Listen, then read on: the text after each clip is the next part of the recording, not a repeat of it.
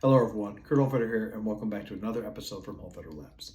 Today we continue on with Fiore's Gioco Stretto plays with the sword in two hands, and we're going to be continuing on with a look at what happens if someone crosses and covers on the reverso side. Now at face value here, we look at this and it basically just looks like a basic pommel push of the left hand of someone that's made that crossing, which allows someone to push the hands up and over. But if we recall other values that we've seen throughout the manuscript, this is something that's not new to what we've been practicing here, and it's a way for us to get into lower lines. You've seen this in abrazare as well as in dagger. And this kind of concept right here, once again, deals with the anatomical constraints of the body and being able to hunt and use that against somebody. Before we get started though, please like, subscribe, share with a friend out there, and leave a comment below as you're watching this video here or afterwards. Let me know what you're thinking. Thank you so much here, and let's get into it. Okay, so this week we're going to be talking about a series of actions that we've seen throughout the entirety of the manuscript already, which essentially is learning how to use someone's position and power against their lead leg so they essentially trip themselves over the spine. We have seen this within the dagger sections, abrazare, and so on and so forth, and all it really does is basically the lead foot forward. So if Connor stands with his left foot forward here, and he's got his left hand forward here, the idea is that we're coming over the direction of his body. Rather than going into the volta stabile, we're going against this pressure. So the big things about this right here that makes it, that what Fiore talks about is they parry off of the reverso, of the reverso side. And the part right here that is very important to understand about this is that I don't think he's just saying that we do the typical, okay, we're going left to left crossing on this. I think what he's trying to get at here is that if you get themselves off on plane, remember this is a straight concept, called stretto, that on that concept right here, I can create an opportunity here that allows me to put his sword onto this plane of the body rather than it being over in the center line of the body. So if we think about the concept of topple volano, where I have topple volano here, I pull it offline here like this, that's essentially what I'm looking for. And I kind of wonder how often here is again, if we're trying, we can force this. So how do we do that? If we look at the concept of approach, remember I can step in utilizing stretto. So in that concept, as I come this way, I can shoot offline to this position here, which gives me angle to this side of the body. That right there is a big key aspect. So he can either A, cover from a mandrillo side into this position which is overcommitted on this, which gives access to push up and over, and then allows me to make him eat the elbow, as we've talked about before, and I can thrust in different directions. Whether I push on the elbow, the forearm, or the shoulder is going to be totally dependent upon the opponent in which I'm dealing with, as well as what is available for him, okay? Now, let's talk a little bit more here again, because this is talking about here from a mandrillo to mandrillo side. We both struck utilizing a right pendente. In this case right here, he's almost utilizing just an crest in to cover that way. Other situational things that we can see from here as well is if he is on the left side, then I can create the same thing, but this time, instead of me passing in, right, I can crest into the blow, which also gives me the ability to come up and over to gain the access into the body section. Again, the whole point of this play is to create this right here where his back is going over the front leg. It gives access to the groin. I can throw him over himself. I can put this blade wherever I need to be on this right here. It doesn't necessarily matter. Because the element of what we're dealing with right here is about putting the sword onto a plane where he basically comes over top, which is something we've seen throughout the totality of the art so far. So again, these are just a couple ways in which this might be the case. Again, if he's on his left side and I'm on my right side, I can also choose to strike in with this. In this case right here, I choose to have a little bit more a straightforward approach. He's had to go horizontal to be able to bind with this to cover. Again, the hands are in place, which allows me to come up and to push into a lower line thrust.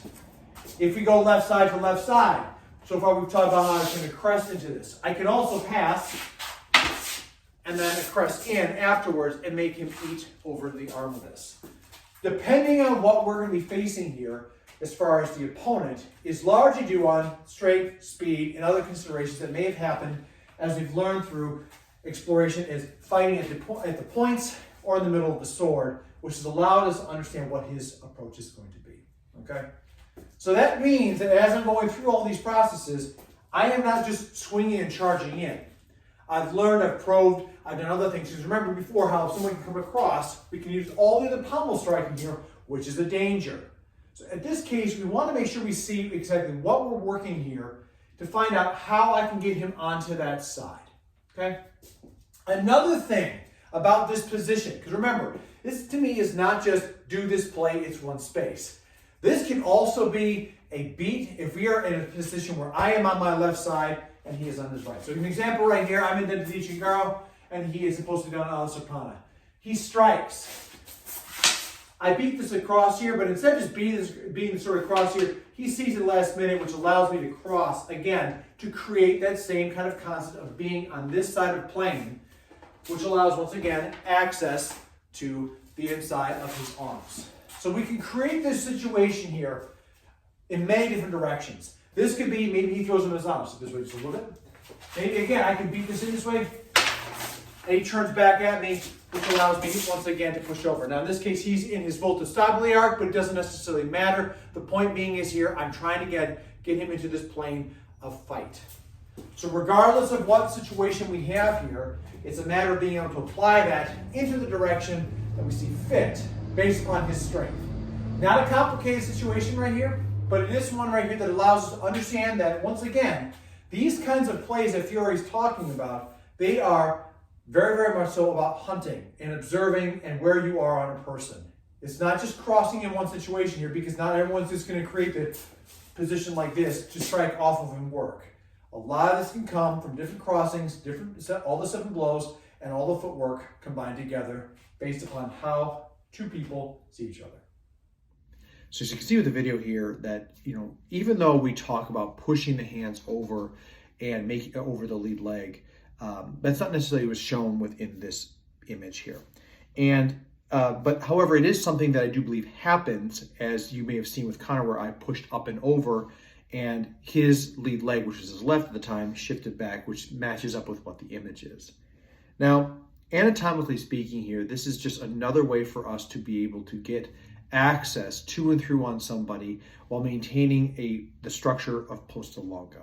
So if you remember what I said before about the abrazare positions, like posta longa, that's the longest and strongest here.